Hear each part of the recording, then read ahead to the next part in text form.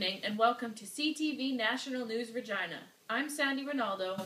And I'm Lloyd Robertson. Tonight we bring you a shocking story from a local school. I'd like to warn you the footage we bring to you might be disturbing to some viewers. An insider has managed to place hidden cameras in a local school in order to bring you this story on shocking assessment in our school system. We have compiled 5 clips from the footage that show worse than most shocking assessment practices. We welcome our assessment expert Marcus Fair, who joins us today via webcam from his office in Toronto to discuss what we will be seeing. Thank you for having me. I hope that we can be successful in taking these negative assessments and turning them into something fair and authentic. On that note, let's get into the first clip. Today we are learning about punctuation. This is very important. A period comes at the end of your sentence, and this is also how we know when to take a breath when reading. Right, Jack? What comes at the end of a sentence? Guess you failed that one.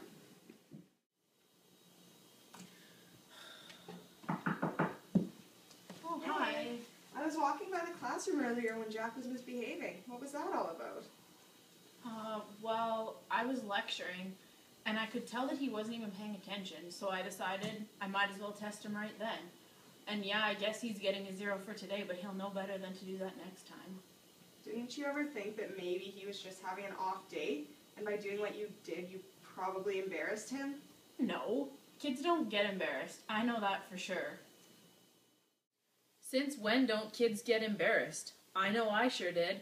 Marcus, what do you have to say on this? I have yet to meet a student who does not get embarrassed. By calling this boy out, not only was he embarrassed, but was also completely flustered and hadn't been listening. It was in no way fair to assess him based on that answer. If you are going to be assessing orally, have the students aware of this. Remember, you don't need to assess every student every day, so choose the students who are paying attention instead of using assessment as a punishment. Thank you, Marcus, for the great advice. Let's move on to the next clip. Thank goodness this day is over. Now to do some marking. Who's up first? Oh, Eric. Well, let's see. Last time you got a 76 and the time before a 74.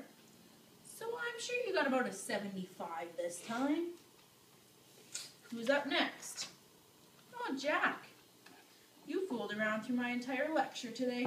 Looks like you're getting a 46 on this assignment. I don't think that teacher even looked at what was written on those assignments. Any ideas for this, Marcus? It is always a bad situation when teachers start to mark based on who a student is instead of the work they have done. Teachers need to remember to start with an open mind whenever they are marking something, so as not to let biases affect them. When marking papers or essays, make sure that you have a rubric that you refer to for every paper. This will ensure that your criteria are the same for each and every student. Well, if that doesn't make sense, I don't know what does. Our next clip is of a formal assessment. We have added a voice-over reading as the teacher is writing the comments to make it easier for our viewers to follow. You're up next, Samuel. What's the topic of your speech today? It's about my dog, Sam. Oh, well, you can start whenever you're ready. Okay. My dog, Sam, he's black with some brown and a spot of white on his left ear. But only his left ear. I don't know why that is. But he loves to play fetch. Is it appropriate for a grade 5 student to talk about their dog for their speech on their role model? And sometimes he catches tennis balls. Sometimes I ask him to shake the pot too, but he'll only shake the right one. Sometimes he's a bad dog. He chases the Student needs to look up from the paper, make eye contact with the class, and stop leaning on the wall. He likes to chew on my shoes. He wrecks them all. I hate it, but I still love my dog. His favorite snack is peanut butter. It's really funny to Paper watch. should be on the desk, not in front of your face. This one time, Sam had to go to the vet. He got sick. I don't think it's because of the peanut butter. But my mom called the ambulance. The ambulance wouldn't come get Sam. So we had to take him in the back of the truck. But it got Sam to the vet. You're speaking much too quietly. I thought Sam would be better. He was a farm dog. Farm dogs shouldn't get sick. He's already 12 years old. I love Sam. Speech was not the required length. It was supposed to be 30 seconds and it was only 28. Based on those comments, she didn't learn anything about his dog. Do you think the teacher was even paying attention to what he was saying? When assessing a student on an oral presentation, the presentation should only be one component of their grade, not the entire thing. You need to look at the content and the evidence of broader understanding within the presentation. You won't believe what you're going to see next. I'm sure many of our viewers will be able to relate to this next clip. So my grade 4s failed their test on ecosystem yesterday. All of them? That must have been a hard test. It really wasn't. I took all the questions directly from the reading I had assigned. You would think they would remember at least half of what they read. I mean, it was only 62 pages long. No kidding. So what are you going to do? Just retest them? I don't have time for that. I guess I'll just hope that they remember some of what they read. Sucks to be the grade 5 science teacher next year. Wow, I don't even know what to say about this. Marcus? This is very sad to see, and there are a couple of things going wrong here. First of all, by assigning a chapter and then testing on it, the teacher is assuming that all students are visual learners. Not all students are able to read, memorize, and regurgitate information. This is not assessing for deeper understanding, and obviously was not using open-ended questions. There is nothing wrong with using a textbook, but it needs to be accompanied by opportunities for real learning and experiences. The second thing this teacher did wrong is recognize that her students were not getting the concept, but then moved on anyways. If your students have not grasped the idea, then go back and try a different strategy. Clearly the one you used before did not work for the students.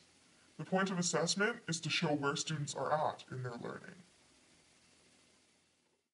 In our last and final clip, the teacher has the right idea, but is going about it in the wrong way. Let's take a look and see what happens. I gave my students a pre-assessment quiz before we start our next math unit, and the class average was a disappointing 22%. Well, it looks like you've got your work cut out for you on your upcoming lessons. Yeah, and not only that, no matter how well they do in the unit, their overall grade is going to be low. Wait a minute, you're using that quiz in their grade book? Well, yeah, I took the time out of my day to give them a quiz. I have to use it in their grade book.